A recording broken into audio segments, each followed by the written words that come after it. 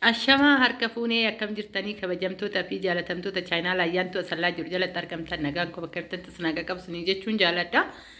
Bakka jiraattanii bakka eeggamtanii yoo na eegdanii egaa kaa viidiyoo barumsa qabdu takka keessattuu yoo biyya alaa teenyee mana ijaaruu gubbaarratti qarshii karaa hin beekne nutti dabalamu gubbaarratti gaafii deebii qabadheen karaa keessan dhufeetu jira. Gaafii deebii hoon jedhu maal gaafii keessanii deebii garuu anatu qabateetu dhufee jechuudha. Video kana like share gochuun dagatina warroonni chaayinaal ayyaantu asallatti faarawata tanu garatan subscribe godhumaatii keenya ta'an gamanumaan affeerraa kootidha.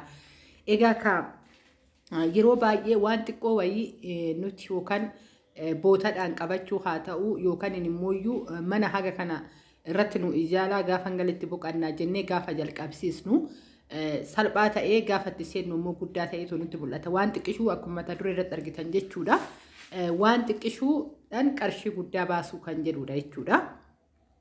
Yeroo kana maalinni girgiddaa gadi dhaabuun gatii baay'ee sin gaafatu jechuudha. Ati mukaanillee ijaarii akkasuma immoo bulukeettinillee ijaarii bulukeetti fiduun salphaadha. Dhufee simattaruun salphaadha. Garuu wantoota ittiin hojjetu keessatti jechuudha kan gaafiin guddaa sitti ta'u. Egaa ka guyyaa kaleessaa viidiyoon kun guyyaa sin qaqqabullee baachuu baadhu guyyaa kaleessaa viidiyoon gallakkisee ture. Viidiyoon gallakkisee irratti mana biyyee gaafan qaxaqqatuu fi gaafan itti galchuudha jechuudha. Keessummaan natti dhufe kaan jedhee waa baay'ee achi keessatti dubbadhe jechuudha. Egaa ka amma manni kun haala kanarra jira. Mana kana diigeetii miti kanan ijaare. Egaa baasii irratti baay'ee isinitti muufan achirraa kaatanii herreega keessan herreeggattanii manas hojjisiisaa yookaan immoo haaromsiisa illeedha. Gatii maalii akkasiin gaafatu isin fayyada ijoollee. Egaa ani callisee viidiyoo qofa hojjechuu osoo hin ta'in waan ani itti fayyadamee yookaan itti dadhabe tokko isin immoo hin fayyada jedheen qabadhee karaa keessan dhufu. Warroonni dhimma itti qabdan obsaan viidiyoo kana dhaggeeffadha.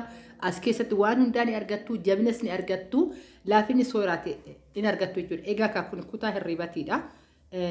Akkuma isinitti argisiise kutaa hirribatii fi ani manni kiyya guddaa miti akkuma isinitti argisiise manni kiyya kutaa hirribatii fi saaloonidha jechuudha. Egaa maalinni nana saaddasee qalamii ganaa dibama manni kuni qalamii dura dibame kaa egaa simintoon hoggaa tolu haala kanaan ta'eetoo jira jechuudha. Yeroo darbe qalamii warroon hordoftan biteen ture qalamii nan bite malee ogeessotaaf mari'annaanii hin dibinii gaafa qalamii dibdu hin tabalaashaa yookaan immoo ni fokkisaa. Dura lafa sirreessitee kaatee qalamii dibda jedhanii qalamii biteetan taa'ee jira jechuudha. Egaa ka waan lafa kana michaan sirreessee waan xiqqaadha waan salphaadha jechuudha. Yoo laallu baasin isaa hoo maal fakkaata kan jedhu as keessatti ni argattu. Egaa ka yeroo kana keessatti bu'uurri ilma namaa manaadha. As keessatti waan dubbachuu barbaadu jechuudha. Namni amma yeroo kana keessa asis fiigee achis fiigee warri biyya keessaa haati manaallee qaansiraa hojjetee abbaan manaallee qaansiraa hojjetee biraa hagabuu bulaa walitti qabatee namni amma hurufa keessa bayee mana bitateetu jiraachaa jira jechuudha. Maaliif inni guddaan ilma namaa biyyattii tanatti guddina dhorkee jiraate taanaan mana kiraadha. Mana kiraa hoo kireeffattu ati kushiinaa gandaa kireessita. Har'a osoo manni kun kiraa ta'ee meeqa akka itti kaffalu anatu beeka jechuudha. Naman taatu kiraa manaa keessa teessitu jechuudha. Yoomina albaata biizinasii gurguddaa warroonni biizinasii kallattii sadii kanatti afraniin qarshiin galuuf kireeffatanii taa'uu danda'an. Boolettuu kireeffatanii taa'uu jechuudha Finfinnee. Warroonni qarshii kallattii adda addaan seenu. Nuyi sanii miti kallattii takkattiidhaan arganna jechuudha nuti qarshii. Inni sunuu maaliin dhufnee asitti waa tokko yookaan isaa kireeffannee yoo banne qarshii arganna. Kanaaf as keessatti maa walitti maktee daftee maa baasinitti midde jechuu dandeessan. Warroonni ariifattan jechuudha. Ani warran ariifanne warra obsaan dhaggeeffatu warra ammoo jireenya ofii fooyyeffachuuf deemu ni fayyada jedheen viidiyoo kana qabadhee dhufe koomentii tokko miti ani kanaan laalu ijoollee ogummaa qabanii kanatti qabadheen boru itti bula warroota jedhaniif jechuudha. Kanaafuu as keessatti maal dubbachuun barbaade jabaadhati bakka jirtan naannoo jirtanitti mana bitadha. Waa'ee mana viidiyoon qabadhee tosin dhufa jechuudha. Viidiyoo itti aanu irrattan dubbadha. Yeroo darbe meeqan akka bitame amma immoo meeqan akka jiru kan jedhu viidiyoo isaa ilaalatuman naannoo isaa sinitti argisiisatuman walitti dhufna jechuudha. Kanaafuyyuu obsaan na dhaggeeffadha. Bakka jirtanitti isiniin jedha. Wanti hundi isaatuyyuu yeroo isaatiin bareeda. yeroo bakka tokko yeroo inni kaasaa yeroo inni kuffisa amma saffisaan manni sirriitti bal'atee deemaa jira jechuudha namni bittaadhaan warri ala jirus warri keessa jirus asuma fiigee achuma fiigee bitatee bootaa qabachaa jira maaliif namni haga bullee bulu goojjoo tonaa wayya jedheetu jechuudha kana keessatti isin har'allee fira gargaaruu obboleessa koo jechuu durbii koo jechuu abalu akkatti rakkate jechuu gargaarsa adda addaa sooshaal miidiyaa irraan godhuu gaafa galte ati kufuudha jechuudha yeroo kana keessa jaalannus jibbinus yeroo kana keessa namni karaarra taa'ee buna daffisu namni hoteela qaxaramee hojjechaa jiru shamarran biyya harabaa kotteen ishii hin tuqne keessa yoo minaalbaata parasantiin 2 jiraatte jechuudha harki caala shamarran biyya harabaa turteetoo dhufteetu deebi'ee asitti illee harka namaatitti bula jechuudha maaliif ati kan argattu qarshii ji'aanidha ishii keessaa gargaarsa asiin kallattii afran inni goota asiin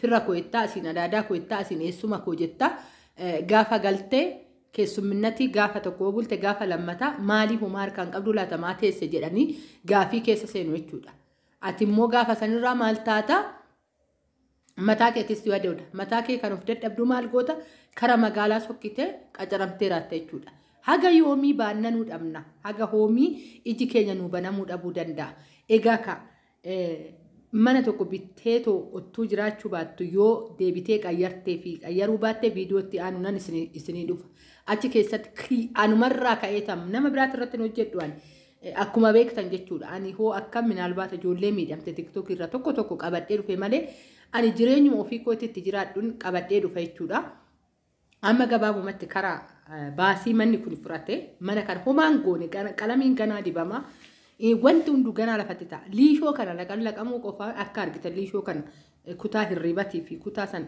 laquu qofaaf meeqanatti furate qarshii 10,000 fixe jechuudha amma sa'aatii kanatti qarshii 10,000 takkaa lamaan jechuudha garuu baasni isaa ganaadha lafa minxaafii barbaadaa kaan jedhaa qalamii already gimmaasha biteen jira yeroo darbe viidiyoo sirratti hojjedhee hin ga'u jedhee jira warri qalamii dibu ganaa itti dabal isa keessa reega keessan galchuu inni kan of danda'e lafuma tana sirreessuuf jechuudha nuti garuu fakkeenyaaf qarshii 200 achi yoo nama laanne salphaa taatee nutti mul'atte keessattuu ijoolleen Dubaay jirtan qarshii 1,200 hoosni kaffalamee 200 turomaa mitittanii namaa kaastanii kennitan asitti garuu guyyaa tokko jireenya keessan isinii xagganti isiniin jechuufan obboleewwan koo jaalattanis jibbitanis qarshiin 200 gubbaarra diraama 200 fuutanii abalu asiin akka karooruma karaati jira shamarran keenya keessa asiin akkanni rakkatee jira qarshii 200 nan kenna ji'a kanarraa asiin kun rakkatee jira qarshii 200 kenna 700 yoona hafe nageessi haga kana zarazzaramaa jenneet pilaanitti baasnee sharafna jechuudha gaafa galte immoo jireenyi suma si sharafaa jechuudha kanaafuu mee dammaqa namni baay'een kan beeke kan gargaaru nama baay'eedha ati shamarri biyya harabaa nama gargaaru miti atuu gargaarsa barbaadda osoo namaa gale ta'ee namni na gargaarisiin jechuu miti ati gargaaramuu qabdaa ture sila maaliif ati nama luka tokkoon dhaabbate luka tokko rarraaste luka tokkoon dhaabbate jechuudha chaalenji guddaa amma mucaan mana kana naa hojjete maal naan jedhe dhugaa dubbachuuf naan jedhe isin bar shamarran biyya arabaa naan jedhe jireenya qarshii keessaniin kan tuulamee jiraatu nama biraa isin garuu yeroo hunda ani haga har'aa shamara milkooftee jireenya ishii jiraatte argeen beeku jireenyuma hammeenyaa jireenyuma karaarraa jireenyuma xiqqishuu jireenyuma buna daffisuu waanuma wal fakkaatuun maalifi garuu qarshii isaaniitiin garuu namni baay'een sooramee jira namni baay'een ittiin daldaleeti darbeefii jira isin garuu maalii naan jedhee kana gaafatu jechuudha ogeessi mana kana faana hojjete hagam akka taajjabamne jechuudha yoon kana jedhu maal ogeeyyii shamarranii dhabamte jechuu kooti fi miti nuti garaan keenya bacamaadha sunis yoo rakkatee dhufe ta'e maal abbaashii ji'a tana yoon bittisse hojii attaanuun hojjedhaa jenna haguma san sirratti lakkaa'atu deema asitti gaafa galte argite jechuudha gaafa mana namaa dhaqxee mana warra biyya keessa jiru dhaqxee mana isaanii keessumminatti dhaqxee seentee galte mana kee haga jibbitu dura sii geessa jechuudha sababbiin isaa maal isaan biyya keessa ta'anii manni isaanii oggaa alaa seentu ija keetiif miira kee kasi hammatu danuutu jira shamarumti gaa'ila keessa teessee osoo alan deemin osoo shinti beetii harabaa deemtee dhiqin odoo daa'imti harabaa taa'ii hin jedhiniin asuma keessatti nama taatee kan jiraate danuutu jira. Nuti hoo hin deemna idimeen keenya nyaatamee humni keenya nyaatamee saakilootiin keenya miidhamee eenyummaan keenya hundi tokko muudin uffataallee kan nu jalaa badu jira jechuudha. Achi taa'insa kan ka'e. Lafeen keenya kan nu cabu danuutu jira. Akkasumatti foqoqnee kafana namaa kan miiccinu danuutu jira. Hoom dammaqnaadha. Haa dammaqnu. Hoo har'an dammaqin yoomuun dammaqtu. Hiriyaan kee as jirtu bar ijoollee baay'ee hammattee dhungatteerti. Laayifii baay'ee dabarsitee jirti. Hiriyaan duraa ta'uu fi didee hiriyaa biraa qayyartee gaa'ila argattee ijoollee argattee jirti. Ati hoo hiriyaan kaleessa si madeesse har'a deebitee carraatti hin dhabdu argachuu dhabda. Maaliif biyya keessa hin jirtu bakkatti hin sochaatu namaa waliin bartu. Sooshaal miidiyaa irratti wal bareechuuf haala wal fakkaataadha namni sooshaal miidiyaa ittiin wal baruuf jechuudha. Amalli isaanii tokko akka ijoollee haadha tokkootitti.